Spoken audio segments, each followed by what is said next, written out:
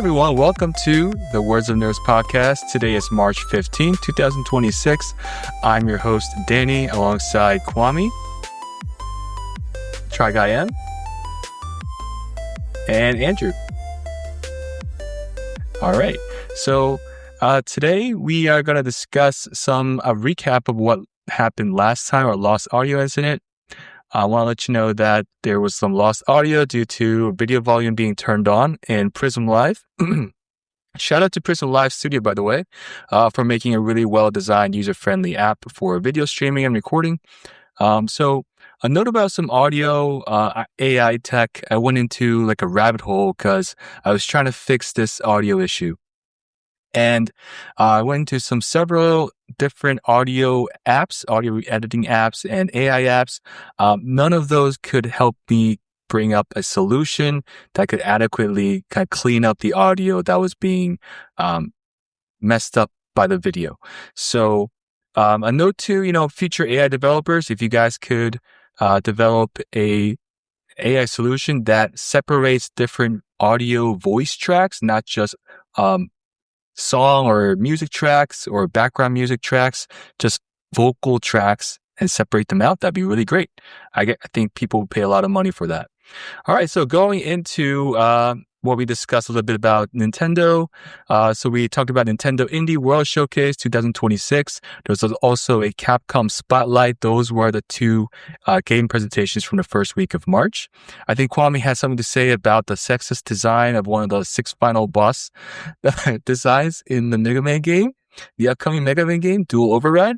Kwame, anything you want to point out? I think that it's egregious, and that is all I have to say at the time. Okay. So I want to note that I heard we are better. Yes, we could definitely be better. And I want to note that I heard from another podcast, Game Scoop on IGN. They also discussed the fan boss design being a little bit misogynistic, a little bit sexist. So it's not just you, Kwame. It's not just you, okay? What's that? So what you're saying is... We went beyond the top 6. We found the top 20, and there was another vacuum person in there, as well as a duster maid woman thing. So what you're saying is it sucked. So there were 4 women in the top 20, and 3 of them were servants of some sort or appliances for cleaning. And to be totally clear, I agree with you. Personally, on a personal level, I wholeheartedly agree that this is not an appropriate design, especially given that it's a game designed for a general audience, for kids, for adults alike. And I think it sets a bad example for the younger generations of gaming. I don't think a maid costume for the female boss character is the most the most politically correct or appropriate thing. Not even politically correct. It's not the most, it's not the best design. Let's just put it. It's out of place in that kind of game, is what it is. In other games, maybe, but in that game specifically, it's massively out of place. So I feel like it's getting the votes because people think it's funny. And sure, I can see where the humor might come from, but I feel they're painting Capcom into a dangerous position where they have to disqualify that design, which means that if that's the only female in the top 6 and they can't go for it because of obvious reasons, you're just guaranteeing you don't get one. You see what I'm saying? Agree. So if you really wanted to see a female boss, give them an actual option that they could use, because the backlash that they would get if they put that boss in the game, I feel like it negates the whole point of having the option to nominate and design bosses and have the community integration and having everybody come together, because at the end of the day, they can't pick that. They can't. So now you're just guaranteeing that you're going to go another 10 years without a female boss. Or maybe they do the smart thing, which would be pick one of the male bosses and then throw a moderately designed, less misogynistic female design in the game, just because you felt like, hey, women should be able to be bosses in the game too. But Absolutely. the So ones that the community designed, you can't run those. And they know that they don't want the fallout that's going to dampen the press on their game. I know they say like all press is good press, not all the time. Nope. So I feel like what's going to end up happening is that if that ends up being like the final boss that they chose, they're going to have to scrap it and then just give them a female boss that the community had no input in, which I feel is really sad. Now, I want to note that on GameScoop, they also mentioned that this fan boss design contest, it's a long-running tradition in Mega Man games. And the commentator said that he thinks it started from Mega Man 2. Drew, do you know about any of this? Can you comment on it? I don't know what the origin of the fan design contest is, but I know that this was not the first time. I feel like it's been the biggest one, at least in my experience. It's been the biggest one, or the one that they've talked about the most, but they have done it for a couple of games. Right. Okay. I'm willing to bet this is a trend that they've had some outlandish ideas that have just gotten traction as like, I have to do some digging. Right. And also the contest, the top 6, I think, was designed or determined by the community. So if you guys could fact check that, you guys can leave a comment on the YouTube video. And so moving on to One Piece Season 2, which was just released this past week. I really loved it. Overall, I would give it an 8 out of 10. So it came out on March 10th, and right now I'm on episode 6. So my impression of it so far is that some things that it does well. It captures the essence of the characters and adapts the story overall very well.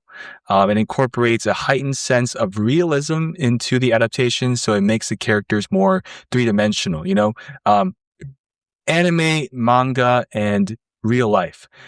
You have to kind of differentiate those two, the anime and manga side and the real life. There is some more nuanced, more complex emotions that could be shown through actual actors in front of the camera. So it does incorporate that sense of realism. And so some scenes are darker than the original. For example, certain characters are scarier, they're more menacing. I'm not going to spoil anything, but you guys will be able to see that when you actually watch it. And that actually makes sense given the context of both their anime character profiles and the realistic settings that they're in. Does anyone want to comment on One Piece? I know that some of you guys have some differing opinions. Well, I don't want to be a propagandist. What's the that? last time we talked about, I did watch season 1, episode 1, and not gonna lie, having not watched the anime, I thought that the first episode was really fun. And as I suspected from the trailers, it is obnoxiously over the top. I don't know if the anime is the same way, but I liked how over the top and serious, yet at the same time unserious it was. So I'm looking forward to the rest of season 1, and I'm sure I'll watch season 2 after that. Thank you very much, Drew. Love to have you on board the One Piece ship.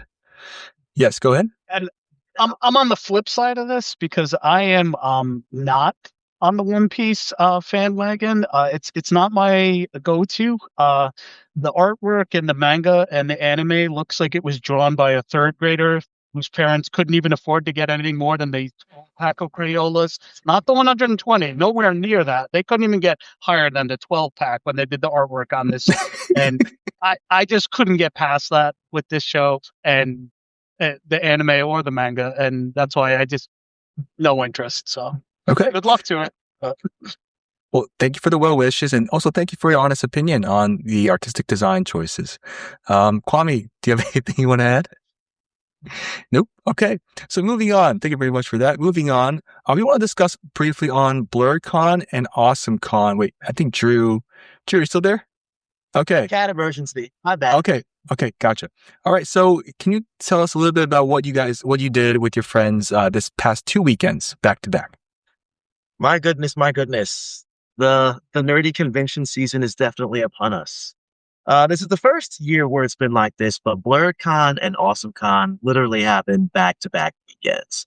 So BlurredCon is this black nerd convention that happens in the DMV area, and they're celebrating their 10-year next year. So that's going to be a big milestone, and they're and really exciting and special theme and everything. But whew, it's a 4-day convention. The first day is just for VIP badge holders, and VIP badges go very fast. I think we're gonna have to change hotels soon or something because I feel like it's just getting bigger and bigger every year. But literally, the badges for 2027 came out just a few days ago, and all the VIP badges have already sold out.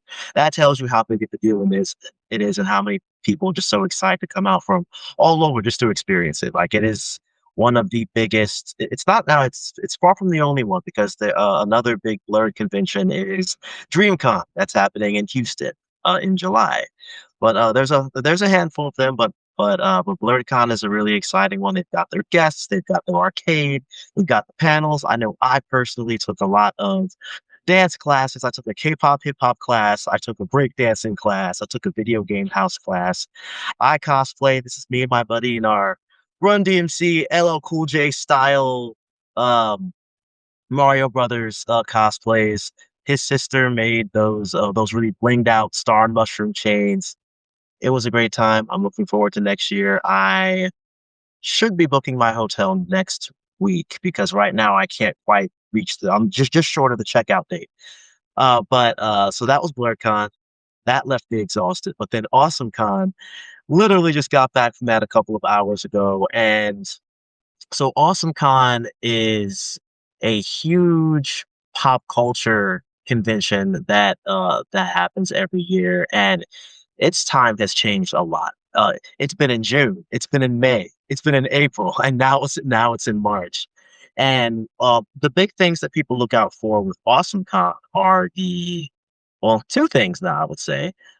One is the meetups with the celebrities. They have dozens of like big time celebrities. We're talking about Marina Baccarin, who you may know from a lot of sci-fi stuff and from Deadpool, and Brian Drummond, who used to be the voice of Vegeta on the Ocean dub, not the Funimation dub, and just a Oh, bunch of other who came out, and they had a photo op and selfie and autograph opportunities, and it was a pretty big deal. But outside of that, also I think a lot of conventions are starting to move into this. I got a record-breaking 40 badge ribbons on my badge, and so every day there was a ribbon rally where everybody collected these things and traded them. And yeah, mine were literally dragging on the ground. Like it was a big deal. There was even, and of course, giant merch room, artist alley, comic authors, book authors. Uh, and there was one random stand that literally had these little Pokemon badges that you could oh, buy, and you would literally have to trade with other people and try and get rare Pokemon. Like who do I have here? Celebi, Gardevoir, Gloom, Vaporeon. very Really, cool. really, really cool stuff. Like they had DJs, plenty of panels, and it's right in the heart of BC, so there were restaurants everywhere. It was a great time. Now, That's another annual staple for me. just to briefly interrupt, for any of our audio listeners, Drew was holding his badges that he's collected at the AwesomeCon, and one of those was a Pokemon section with different Pokemon badges. That's very cool, Drew. Yeah. All right. So speaking of Pokemon, that's a great segue into our next discussion, Pokopia. So Pokopia is the latest game from the Pokemon franchise. It sold 2.2 million copies in its first 4 days. Metacritic is 89, its highest rated Pokemon game ever on Metacritic. So it's both a critical and commercial success. It's made by the developers who made Dragon Quest Builders. So it's actually not Nintendo, not the Pokemon Company, not Game Freak, but it's from one of the developers behind the Dragon Quest series, who of course collaborated with the Pokemon Company. Kwame here actually has played it. Kwame, anything you want to tell us about Pokopia? So Pokopia is a really cool game. I've been playing it basically for the past week or so. I feel like even though it is a Pokemon game, it's not necessarily like the mechanics of it aren't really like a Pokemon game. It's more of like a mashup of Pokemon. It's basically like Minecraft or Animal Crossing, but with Pokemon. So it's like reskinned with Pokemon. So the same things that you do in Animal Crossing or Minecraft, gathering resources, discovering new areas, finding creatures, stuff like that. I feel like it doesn't really feel like a Pokemon game. It feels like a non-Pokemon game that features Pokemon, if that makes sense. So all the things that you usually do in a Pokemon game, you don't do here. There are no battles. There's no fighting Pokemon. The only way to die in the game is actually just like drowning. So it's definitely a much more laid back game than like the re-release of like Fire Red and Leaf Green. That's gonna definitely rage bait some people. But I like it. It's a very like mindless game. You can just play it and just have fun. There's no real pressure. You just do what you want. You can follow the story, or you can just choose not to. Just go exploring and dig deep and see what you find. I think it's just a lot more open-ended than most Pokemon games are. More like finely structured, like you do this, then that, then that. There is some gatekeeping where like you have to do certain things to get to certain places, but for the most part, just do what you want. I think that's what a lot of people find appealing, the very loose structure of it all. I come from the perspective of having played Animal Crossing New Horizons, and so how close is this game to that game, Animal Crossing? So there are definitely some things that happen in the game that definitely feel a lot like Animal Crossing. Like one thing I've noticed is if you have an item in your collection and you try to pick something up but you don't have the space, you can choose to drop the item you have. And when you do, they put it in the same kind of like little bag, little satchel that you drop on the ground that they do with Animal Crossing, which I think is pretty cool. So I'd say, honestly speaking, there are a lot of recycled features between the two. So you can definitely see that there were influences they took from that game. So yes, Nice. if you've played Animal Crossing, you'd be right at home with Pokopia. It just helps if you know like the Pokemon, because it does like walk you through like introducing you to Pokemon. Every time you find a new one, they pull out your Pokedex and like show you like, hey, this is what the Pokemon does, gives you the full rundown, shows you the moves it can do, that type of thing. So it's also not really restrictive. If someone doesn't know Pokemon all that well, it's fine because they kind of hold your hand as you go through it. Now I want to ask a question. Oh yeah, go ahead. I said, but I like it. Go ahead. Sorry, Try might be saying something. Most people will try it. Gotcha. Try. Can we hear your audio? You're muted, by the way. You mentioned this earlier, Kwame, and looking at the videos of it and all, it's definitely got a very big Minecraft feel to it as well.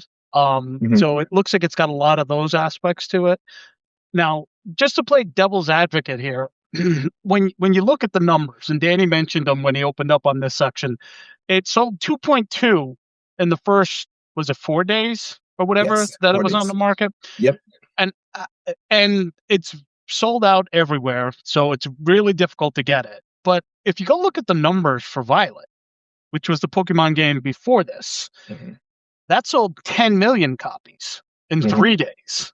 So is this really as successful as they want it to be, or is Nintendo hyping it up to be more so to keep driving the sales? So here's what I think this was. So basically main story games, they know that people are going to buy them, right? It's the next generation, it's the next iteration. People who are like hardcore Pokemon players, they're going to play all of them, right? This being a spin-off game, for it to have these type of numbers as a spin-off game, like you compare it to like, what was it, the Dungeon Rescue spin-off Pokemon thing? Like when you compare it to just the spin-off games, like it's up there already as far as sales. So if you're comparing it to like they never expected it to do like main series numbers. And that's why they're sold out everywhere, because they didn't make 10 million to sell. Because they're like, cool, we'll sell a couple million. It'll be a cool little thing. If it catches on, we can make more later. And then they sold out everywhere. So it's like, it's not that Nintendo is trying to build it up to be something. Nintendo never expected it to sell like this. They're like, oh, it's a cool game. Somebody's going to get it for their kid. That's going to be the end of it. No, like people, like the subreddit on Pokopia is booming right now. Like I believe there are it. people who are actually complaining because they couldn't get the physical because they are collectors. So they bought the digital so they can play it, and they've now back ordered the physical just to put on the shelf. It's a cool little game. I like it. And the demand is so high that Amazon actually raised the price.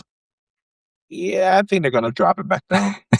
What do they raise it to? I think They they raised raised it like $10. $10. I think. That's crazy. Yeah, but honestly, the thing is, like, I realized there was an issue when the Nintendo shop didn't have physical copies. Like, if you went directly to Nintendo and said, "I want a physical copy of this," they're like, "We don't have it." So if Nintendo can't fulfill a physical, I know Walmart's going to be sold out for a while. Yeah. Granted, Well, the digital's everywhere, so you can get a digital, but some people are like, I want, even though it's a key card, which is like a whole other story of contention. Oh, I got that Ditto Mat. all right. So I'm definitely looking forward to it. Drew, is there anything you want to say about Pokopia before we move on? Well, I don't have a Nintendo Switch 2 yet, but I did not think that a Pokemon game was going to move my needle of interest in getting a Switch 2, but this game really does sound awesome, and definitely a different type of game for me, but I want to try it. Yeah, But I agreed. can't wait. Totally agree. So let's move on. Barrier of entry, though. You have to buy the Switch 2 and you have to buy Pokopia. Ugh. It's actually a system seller. That's what I'm hearing. A lot of people have woken up and like saying, "Oh, this game is the system seller that I need to get Switch 2 for this game. I have to try this out." I may meet up with Drew and let him hold on to my Switch 2 for a week, just so you can play it. If it'll squeeze $500 out of him, I just might. You guys heard it here first. It's a Words of Nose exclusive. All right, so let's move on to the world of Xbox. Okay, so we discussed a little bit about what Xbox was going through last week. On February 20th, Phil Spencer retired, Sarah Bond resigned, Asha Sharma came over from Microsoft's core AI team, and Matt Booty is now Chief Content Officer and Executive VP. So basically, we expressed our speculation that this change occurred, obviously because they did not meet the expectations. They, meaning Phil Spencer and Sarah Bond. Xbox overall finished in last place again in this console generation, despite some brief periods of success in selling games and selling these games coming from major franchises like Call of Duty, of course. However, they did finish in last place again overall. So now the rumor is that they're working on a living room PC, sort of an Xbox PC hybrid. It's called Project Helix. If you can get the Project Helix, the Helix part of the DNA between PC and Xbox, of course, and that's going to cost between $1,000 to $1,200, according to speculations. And the leaker, Nate the Hate, says that Xbox is working to make sure your digital library from the original Xbox and Xbox 360 are playable on PC through emulation. That is definitely good, of course, for consumers. But is there anything that you want to comment on this, Kwame? Let's start with you. Retired. They were launched out the door. They didn't retire. Yep. Like, let's just call a spade a spade. They were told to collect their things. So, I will definitely say that it wasn't all good under Phil Spencer, but he definitely improved the state of Xbox considerably. So a lot of his ideas are the reason why Xbox is what it is today. Could it be better? Absolutely. Do I think that making the head of AI development the new head of your gaming department is a good idea? Absolutely not. So it'll be interesting to see what happens with Xbox in the near future. As someone who is invested in Xbox, I currently have 2 of their next gen consoles in the room with me. So I'm cautiously optimistic to see what happens here. But given what's happened with Game Pass, which I expected to happen, the rampant price increases, which result in a lot of people just backing out of the service altogether because there was no longer any viable reason for you to keep it. You just buy your games full price. Xbox is going to go through a very rough period of growing pains, and depending on the decisions that are made at the top, it's going to determine what Xbox looks like moving forward. For that, ultimately, Xbox could either bounce back or it could cease to be a gaming platform. So, yes. So that being said, with them doing a push to going towards PC, so they want to get their titles and put them on PC. And I know you guys all own one, and you have Steam Decks. Mm-hmm. Is it possible that Xbox games could be titles that you could now pick up on Steam? So one of the issues that I've always had with Xbox and their PC stuff is the lack of integration. So hypothetically, let's say, Matt, that you bought a game for Xbox, right? And they have this, hey, you can play anywhere thing. Cool. So now you have this game that you purchased. Yes, I'm not sure what that is, but so you own the game and you're playing it on your Xbox, but then you say, you know what, my computer could probably play this better. I'm going to go play it on my computer. So even though they say you can play the game anywhere, which is true, they don't integrate the libraries fully. So let's say you bought a bunch of DLCs on the console side, but then you come to the PC side. They're going to tell you on PC, you can't play this content because you don't own it. So now they're going to make you purchase all that DLC all over again. So I feel like that has been like a real sore eye for people who play Xbox. It's like, hey, I play PC and console. So I have a friend who's a pilot, and when he's not at home, he just takes his laptop with him. He had to buy all of his Destiny 2 DLC, which is a free-to-play game. He had to buy it all over again. And you're talking about like 5 years of content. Mm-hmm. Your save files come over, but you just can't use any of the equipment. You can't access any of the locations. It's really horrendous. Now, I'm glad Troy brought this topic up because Microsoft, as much praise that it gets for recent moves towards pro-consumer decisions for their games, they also kind of drag their feet a little bit in terms of Steam game integration. Not all of Microsoft's first-party games are available on Steam. Things like the Master Chief Collection for Halo, that is on Steam. Older titles for things like Gears of War, that is also on Steam, but not everything is widely available on Steam. And I think there is a little bit of a double standard going on between Microsoft and Sony. Sony also drags their feet because they were another hardware console manufacturer. And of course, they wanted to kind of lag their pace of releasing their titles on PC marketplaces like Steam. Steam is actually the only one, actually. But going back to the point, so Sony is getting a lot of heat for doing that, but Microsoft has kind of gone under the radar for the same practice. So again, I'm not faulting either company for that business decision, but I think there is a double standard going on. Also, I want to say that Kwame mentioned Phil Spencer being a very pro-consumer, mascot-alike figurehead for Xbox, and that's very true. He came onto the Xbox scene when Microsoft was in the very poor state following E3, where they said that their hardware needs to be always online or it will become a potato. And the game sharing has been blocked because of that. So they, of course, backtracked it because of controversy, but that's why Phil Spencer, when he came out, he focused on pro-consumer policies, backwards compatibility, cross-platform play, and these are all good things. But also, Quali mentioned that Game Pass, a Netflix-like service for games, has increased in pricing following the Activision Blizzard acquisition. And I want to also comment that originally it was launched in 2019 at a price point of $15. A very good price point for anyone who wants to have a buffet-like service for the games. So for someone like myself, it's not the best deal because I look for games on sale. But in other people's archives that want to be expanded in terms of whatever games they want, like a buffet style marketplace, that's very ideal. And so for years, users were able to stack subs and convert them to Ultimate for a very low cost. Kwame, you're very familiar with that. Do you want to comment on that as well? So the reason why Game Pass was initially appealing was because so initially to play Xbox, you need to have a base subscription, which was like $10. So moving up to Ultimate was really just a $5 increase over what you were paying anyway. So it wasn't like a huge jump. So people are like, okay, cool. I can just do $10 just to have access, or I can do $15 to have access to the games. And the good thing is there were games in there you could play. It extended your library. You could try games. A lot of indie games went straight there. So let's say, for example, you thought a game might be interesting, but you didn't want to shell out to buy it. You could play it on Game Pass. And in the event that they do end up removing it from Game Pass, it's probably on discount by now, fairly decent discount. You can then buy the game from the marketplace for maybe half of what it was initially.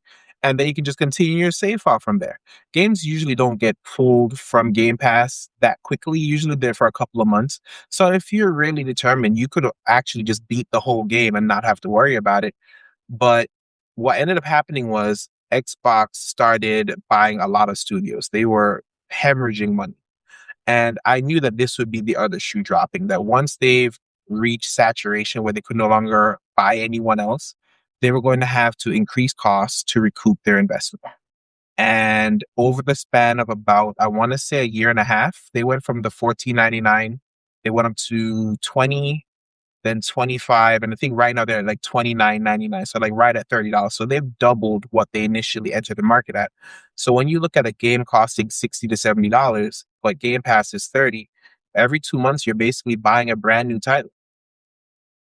Right, So right. it really the proposition is no longer there for the consumer to say, "Hey, I'm going to spend $30 a month for this to play a bunch of games I may not want." Now, maybe if there is a game in there that you want to see, you really want to Call of Duty, and Call of Duty's through Game Pass.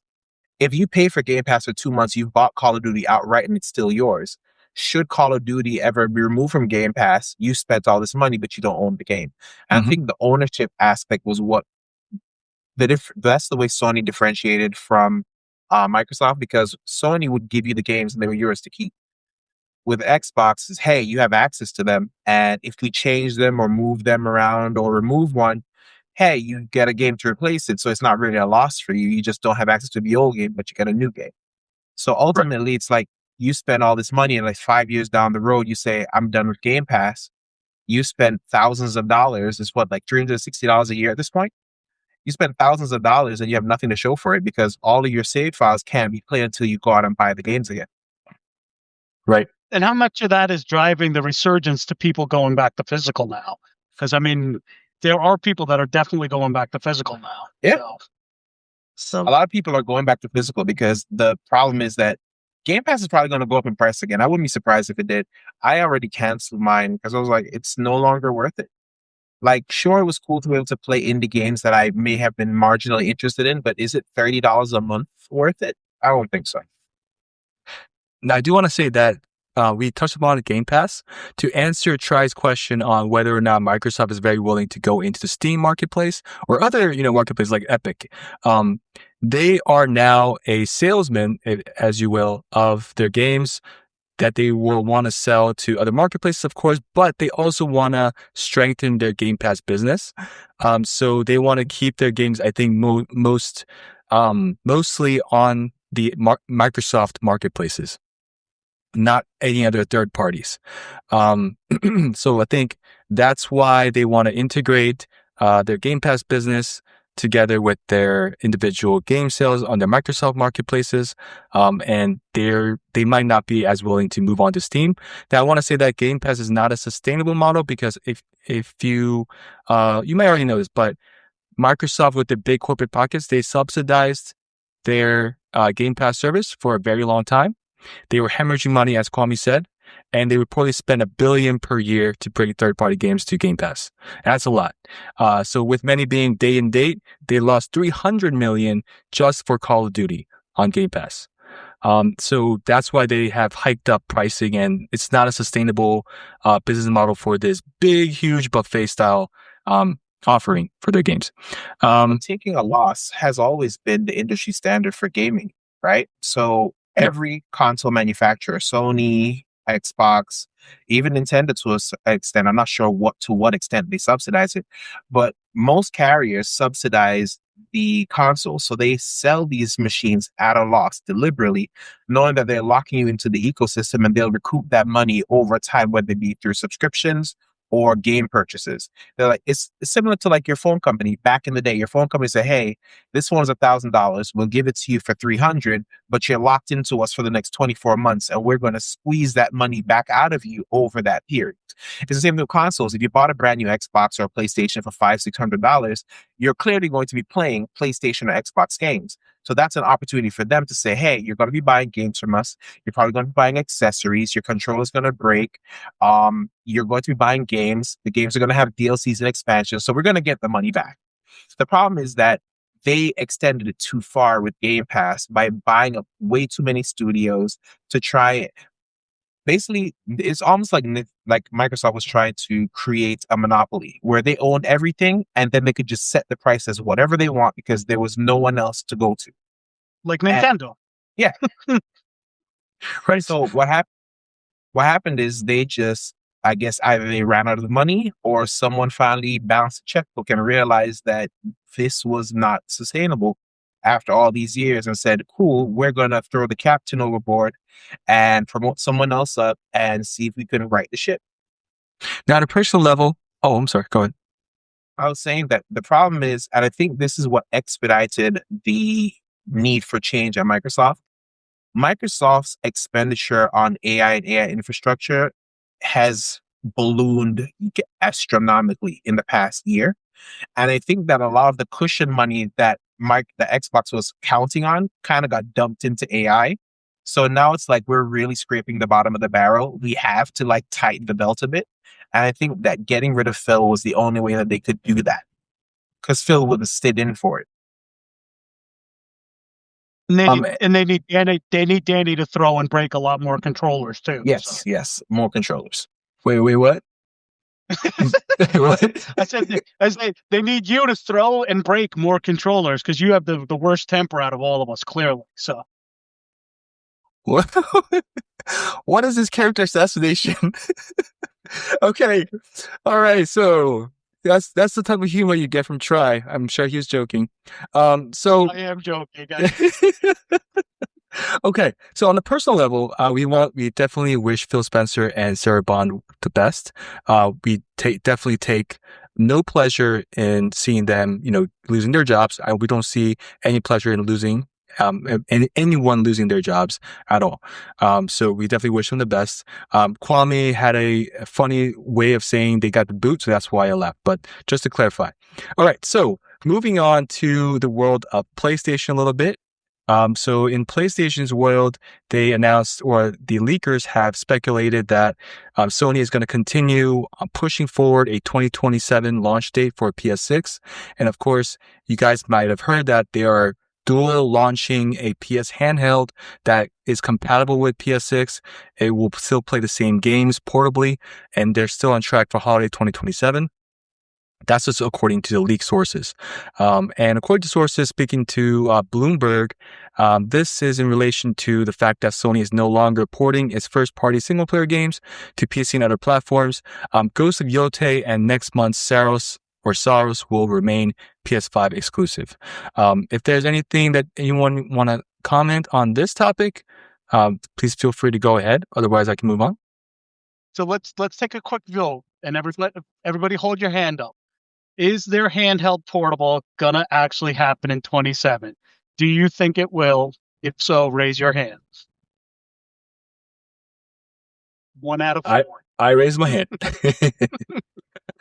So look, my reasoning behind that choice is that if Xbox is planning to release their PC console hybrid in 2027, Sony is definitely going to try to one-up that, or at least match it.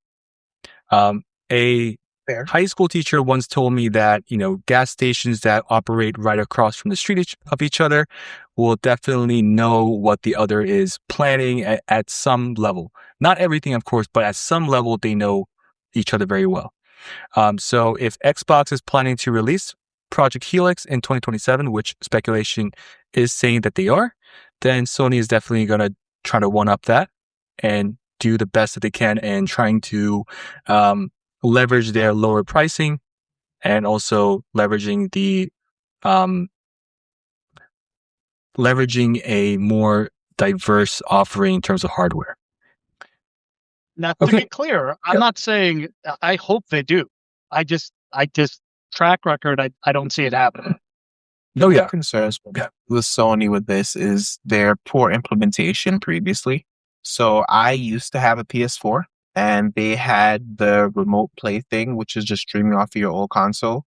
And that's really all they've ever been able to do as far as that goes. So the PS Vita used to stream to the PS4, but unless you had like God tier internet on both ends, the input lag was ridiculous. Like you could only play like slow paced, cozy games, like anything fast paced, like a FPS shooter, you couldn't play it. Then they brought out with the PS5, they did that little portal thing that they did, which is basically just like a streaming device. So you connect it to your PS5 and you just play your PS5, but there was no onboard computing being done. If they're making a handheld PS6, my concern is if it can play the games natively, it's going to cost a PS6. So are you then going to have to buy both a PS6 and a portable PS6? Oh, absolutely not. I definitely don't think that's the way they're going. They're just saying that anyone who is in the Switch market. Now, remember, the Switch market is the pioneer that consolidated living room console gaming with portable gaming. Before that, they had things like the DS for the home entertainment. I'm sorry, the portable entertainment space, and something like the Wii or the Wii U for the home entertainment space. Now, Sony is trying to emulate what Nintendo did very well, because Switch is definitely a successful hardware. And so Sony is saying, okay, we're going to dual launch with the more powerful, more capable PS6 home version and a less capable but still portable version of the PS6 that you can take anywhere. And I know people in my personal circles who are definitely looking forward to a portable PS6, that they want to play portable PS6 games anywhere.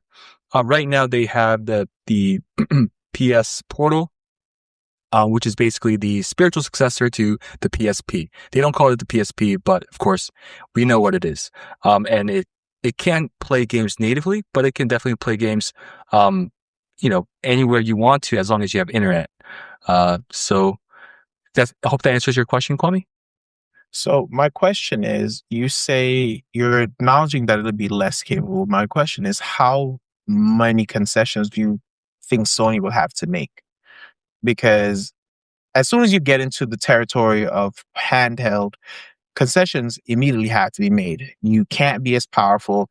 You can't use as much power because battery life is important. It's a sliding scale. So the more powerful it is, the worse the battery life. The worse the battery life, the more people complain. The more people complain, the more you want to make it more powerful, and then the battery life goes down further. So the question is, how reduce? Because again, like for example, the Switch 2 is supposed to be like the most powerful Switch they've ever made. And as someone who's played Cyberpunk 2077 on everything imaginable, I can tell you that aside from like an overheating Steam Deck, the Switch 2 is possibly the worst iteration of Cyberpunk that I've ever played. So I'm saying people are buying a PS6 because they want like the bleeding edge. How many concessions are they going to have to make? Because for example, let's say I want to play GTA 6 on the PS6 and I want to play on the handheld version. It's either going to melt in my hands or die in 15 seconds. And I don't think either is ideal for the end user. Well, those are very two extreme ultimatums, I think. But I think you can only, look no further than to Apple. Apple is one of those rare hardware and software manufacturers that make their own stuff from start to end. Now look at the MacBook Neo. MacBook Neo has an A18 Pro chip, which is very powerful, and that's the most powerful thing going for it. It only has 8 gigs of unified memory and 256 gigs of SSD storage when you start out. That's the cheapest tier. So look at the reviews for the MacBook Neo. People overall, generally from the entire spectrum, are saying that this MacBook Neo is overperforming its price point. That's because the hardware manufacturer is also the designer of the software. Now, I'm comparing that to Sony because Sony is the same thing. Sony makes their hardware, but they also make their software so they could optimize it as best as they could. And look also to the Asus ROG X. The Asus ROG X is one of the most powerful portable gaming devices. However, it's not optimized because they have some issues where they have to put in a different OS than the one that they're not actually making the OS, is what I'm saying. They're putting a Windows OS and they're not the manufacturer behind that. So they have to work towards optimizing it from the third party perspective. First party manufacturers are different. people or places like Apple, they know what they're doing because they make the shell, they make the body, and they put the soul in. So Sony will do the same thing in my speculation, and they will make a more powerful handheld in terms of optimization than the Asus ROG X.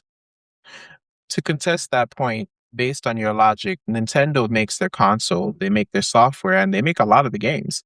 So technically, Breath of the Wild should have better battery life than it does, since they control the chain end to end. They control the hardware, they control the operating system, they control the game software, and they control optimization. So technically, it shouldn't have the worst battery life on the system, but it does. That's true. That's true. But I will also say that the Zelda Breath of the Wild definitely outperformed expectations for the Switch one. Absolutely. I'll give you that. It absolutely did exceed that. However, it turned your Switch into a panini press.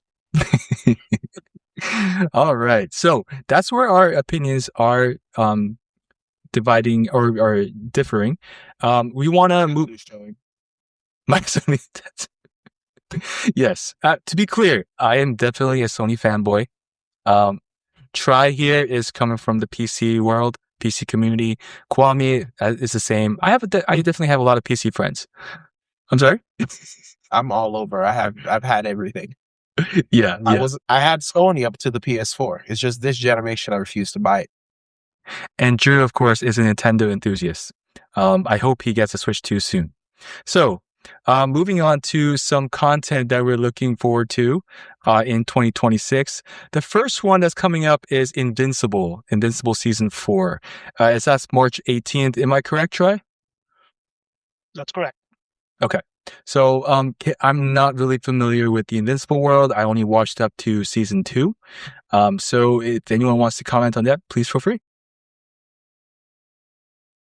Let's start with Troy. I just know it's coming out. I know everybody's really excited. There's a lot of things going on with it. I am also a season behind on Invincible, but I heard a lot of really good things for the last season. I just haven't been able to get to it.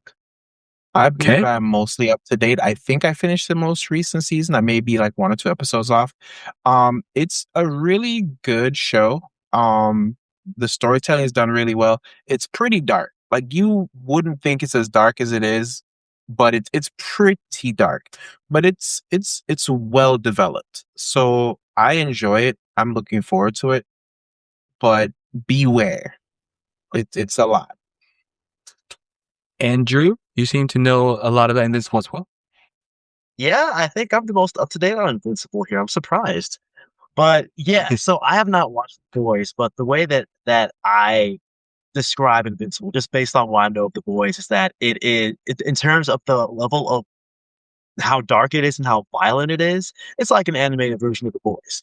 But the storytelling is excellent. There is a comic that I know that a lot of Invincible fans have already read, and so they already know everything that's going to happen.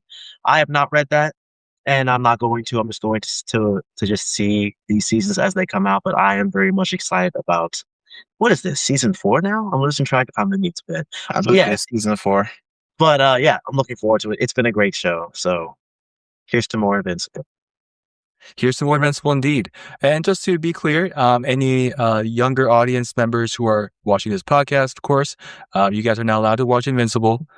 Don't watch Invincible unless you have, specific permission from your parents. Of course. And so the grown-up audience members can definitely look forward to Invincible. Speaking of grown-up audience member content, Daredevil is coming up for season 2 for their Born Again series. Of course, not the Netflix one, but Born Again one from Disney+. Does anyone want to comment on what they want to look forward to in this upcoming season? More crossovers. More crossovers, indeed. What's that, Kwame? More crossovers would be nice. Yeah, well, we've got Kristen Ritter coming back. That's definite. You see where she is up on the preview if you're watching on the screen. So you're going to get Jessica Jones back. There's going to be more Frank Castle. Punisher is going to be in this one as well. The way that season 1 ended off was Castle basically got captured and he's being held by the Kingpin. And that's where things got left off. So now you got to ask yourself, was that intentional? What's the quickest way to get to Fisk in a place where he won't be seen? So lots of things going on there. And the big underlying thing, if you've seen the trailers and you've seen the previews and all, is season 1 was more of Fisk taking over and basically enforcing his will on the city and doing basically what he wanted to. And he's basically turned the mayor's office into organized crime. So now the heroes are all going to band together and they're going to push back. And not only the heroes, but if you've seen the trailers, I'm not going to spoil anything, other people are going to come back because they're not happy with what's going on. So it's going to be interesting to see how it all plays out. I'm really looking forward to seeing how Jessica Jones and who else, if we get Luke Cage, hasn't been confirmed, would love to see him back. Danny Rand can stay away, or they can recast him. but I'd be very interested to see how that goes. It's going to be interesting to see with the Disney money compared to the Netflix money, the differences in the show from the original Netflix ones to this. But curious to see how it plays out. Yeah, and so commenting on Danny Rand's performance, and Danny Rand, the character, who was the actor, by the way? Does anyone remember? I can see his face. Yeah. Remember me from Game of Thrones when I got killed on there. Yeah, it says he it got is rushed into that role. He got rushed into that, and it was they wanted a pretty face, and they wanted someone that looked like the character. But I mean, he didn't even get the training until he was already on set for how to do the kung fu and all. So I mean, that just really put him at a disadvantage. Finn Jones. The Netflix version. Yep. The Netflix version of Iron Fist, I liked some parts of it, but most overall, it wasn't, I think, the best it could be. That's, of course, no hard feelings towards the producers and the actors behind it. Of course, I think, given different circumstances, I think they could have done a better job. But, of course, it's not our favorite in the Marvel Cinematic Universe now. Yeah, also, I want to apologize to say that I forgot to say this might be a spoiler section. So if you guys are listening, this part of the section for we're discussing Daredevil Season 2 might have some spoilers in it. Now, speaking of spoilers, I hope that the Punisher depiction in this Season 2 might be a little bit more attuned to what the Punisher usually does very well. Personally, I think in Season 1 of Born Again, I think the Punisher was kind of like underpowered a little bit. And I think his reaction to the police force that was corrupt and was trying to emulate the Punisher, illegally, of course. I think that was a little bit of a understated depiction. I think they were trying to play up his history and his background because Frank Castle was, when he came back from Vietnam, was a New York City police detective. That was his job when he came back. That's what he was doing when his family got killed.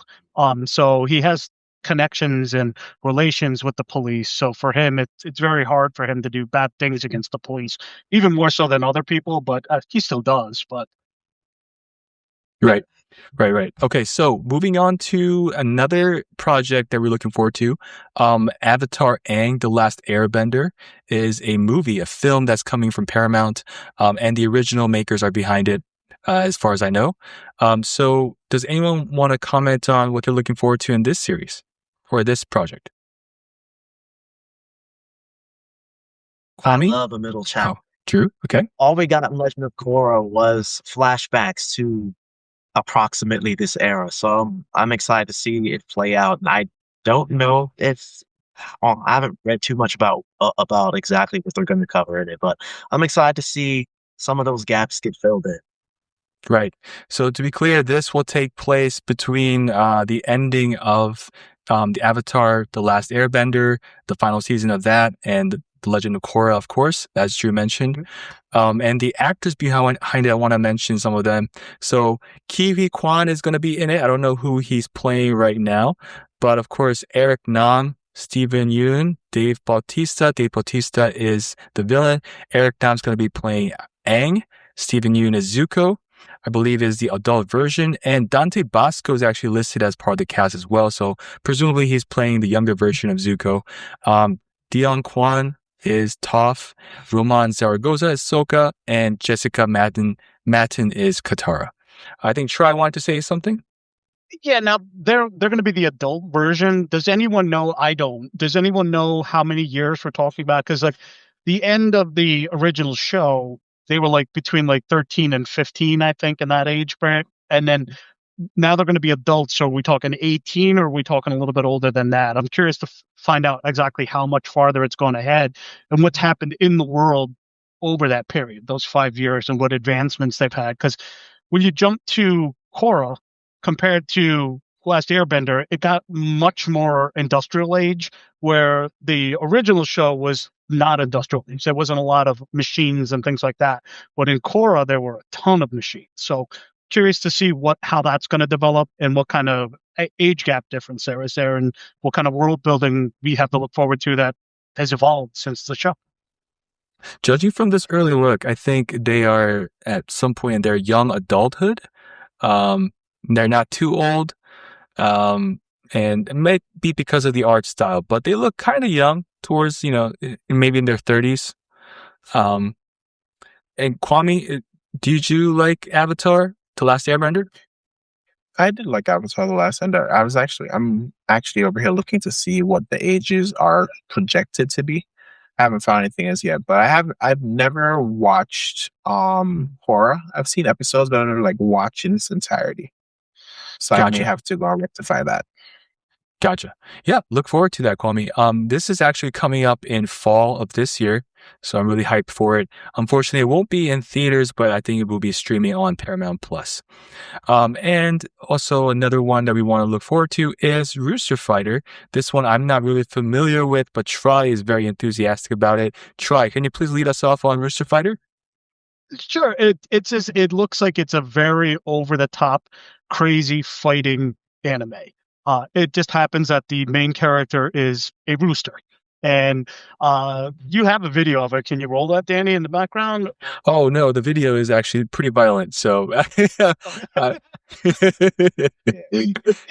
got a very interesting cast, as you can see in the one screenshot that Danny has, because it's a bunch of different chickens, roosters, and then the baby chicken, and then but then there's like regular people, and there's these huge kaijus attacking the cities, and the rooster is the one that has to save everyone. So it looks really funny. It's a very much over the top anime style, and I'm looking forward to it. Right. And it actually started streaming on... Oh, go ahead. I was saying, actually kind of reminds me of that one nemesis that Peter Griffin had on Family Guy, where he used to fight that giant chicken all the time. It kind of looked like him. Yeah, so this series... his own show. You can actually stream episode 1 on Disney Plus, and I believe it's also on Crunchyroll. Is that right, Troy? I think it's going to be on. Yeah, I believe so. Okay, so right now it's going to be on Disney Plus, and it might be on Crunchyroll as well. Please check that out if you're interested, and of course also if you are of the correct age. So moving on, there's news that Netflix is going to adapt Samurai Champloo, of course, the acclaimed anime about samurai mixed with a lot of hip hop vibes. And I'm really excited for this. The studio that is making it is the same studio that produced the live action One Piece. Kwame is, of course, sighing in disapproval because he is one of my closest friends who is against live action adaptations. So Kwame, I'm going to actually throw it over to you first. Kwame, do you have any... I'm not against live action adaptations. Oh, okay. I'm against Netflix doing live action adaptations. There's a very distinct difference. Netflix is not doing this properly. They're doing a cash grab. They get enough eyeballs on it. Maybe people watch it, maybe they don't. And if it doesn't take off, we can just cut our losses and that's it. This is like their sixth show that they've taken from anime and destroyed. And it really bothers me because most of these shows, they give them one season and then they ditch them because they didn't get enough screens or eyeballs to watch them. They're like, cool, we'll just go and find something else to ruin. And I've seen it time and time again. They had Bleach. They had Cowboy Bebop. What else did they have that I'm forgetting? Yu Yu Hakusho. Yep. They had Kenshin. Rurouni Kenshin. That wasn't Netflix. Oh, that wasn't Netflix? Psalm 100 too. They had a version of I Zom hope they 100. didn't do Zom 100. They had a version of it. I don't know if But they it's made not- it or they did. It's not even just that. Like when they animated Seven Deadly Sins, it was atrocious. Now, Forget Death Note. I'm sure he won't. But just to be clear, Netflix has had its share of failures, I believe, in terms of, critical acclaim, critical reception. But they've also had, some successes. So One Piece is rated 100% on Rotten Tomatoes. I knew he was going. It's adored by the community from One Piece, Kwame. I think there's no, denying that. And also the original creator, the revered Oda, is also behind the live action adaptation. This one is also going to be overseen, or is actually, I'm not sure the extent of it, but it has the blessing of the original creator as well. So I don't know if you are encouraged by that, Kwame, but Shinichiro Watanabe is going to be in the creative process. Listen, it's very easy to get the blessing of the original creator when you can throw as many zeros on a piece of paper as Netflix can. So trust me, Oda is supporting the project because he hasn't finished counting the zeros on his check from Netflix yet. Okay, you heard it here first. Maybe he'll reevaluate. You heard it here first. Kwame is speculating that Oda is just doing it for the money. That is not proven yet. So now another reason is there to make Here's an the other anime piece season. here's the other piece of that. How much of this is going to get influenced by them if they change the soundtrack? The soundtrack and the feel and the vibe of this original anime is what made it so great. Okay, just flat out, that's what it was. And if they try to update it, if they try to modernize it, if they change the music, how's that going to impact the show? How's it going to impact the vibe? So I can only tell you from someone who has seen both projects from Tomorrow Studios. Now, Tomorrow Studios oversaw the production of Cowboy Bebop. A lot of people didn't like it. I totally agree with that. That's not deniable. But I personally liked it, and I think the music from the original anime of Cowboy Bebop translated very well to live action adaptation. Same thing for the One Piece live action. The music in One Piece is not exactly the same from the Toei animation production, of course, because of licensing reasons. But I think the realistic choices of pirate-related music fits very well with this live-action adaptation. There's also very dramatic themes for a lot of the main characters. So when a main character shows up in anime, you might notice that there is a theme that's specifically attuned to that person, and that happens in this season of One Piece as well. Yes, is there anything you want to add before we go? Despite my distaste for One Piece and Netflix as a whole, I would like to say how much of a joy it is to watch you wax poetic. The glow on your face as you glaze this show is truly amazing. Glaze the One Piece live action? Yes, it's second only to your Sony standing ovation on a regular basis or something. I'm personally waiting for Netflix to announce when they're going to release the Food Wars live action. Food Wars live action. Oh, I'm not really familiar with that.